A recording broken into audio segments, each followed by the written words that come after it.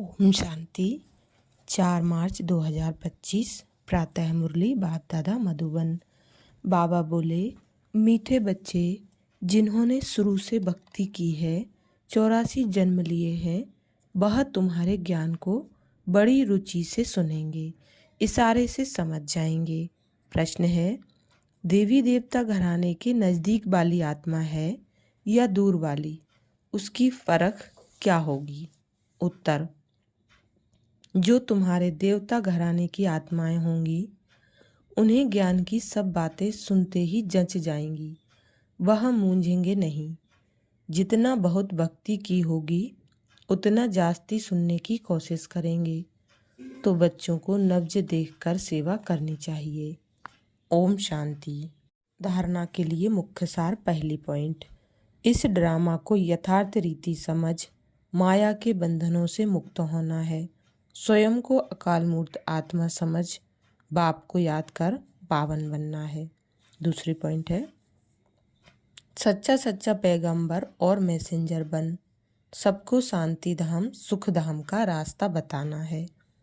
इस कल्याणकारी संगम युग पर सभी आत्माओं का कल्याण करना है। वरदान दिया बाबा ने, बाप और सेवा की स्मृति से एक रस स्थिति का अनुभव करने वाले सर्व आकर्षण मुक्त भाव।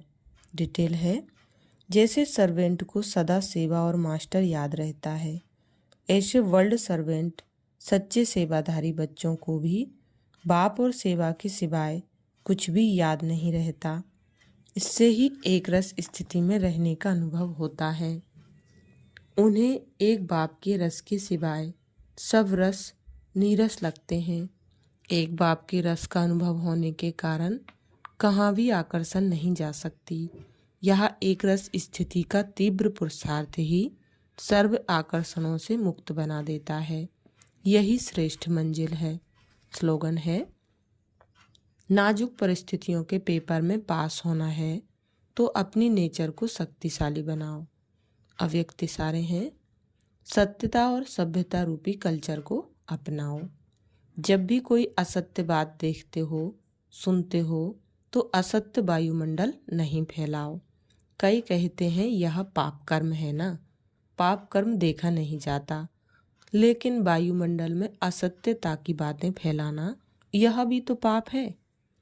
लौकिक परिवार में भी अगर कोई ऐसी बात देखी व सुनी जाती है तो उसे फैलाया नहीं जाता, कान में सुना और दिल में छिपाया। यदि कोई व्यर्थ बातों का फैलाव करता है तो यह छोटे छोटे पाप उड़ती कला के अनुभव को समाप्त कर देते हैं।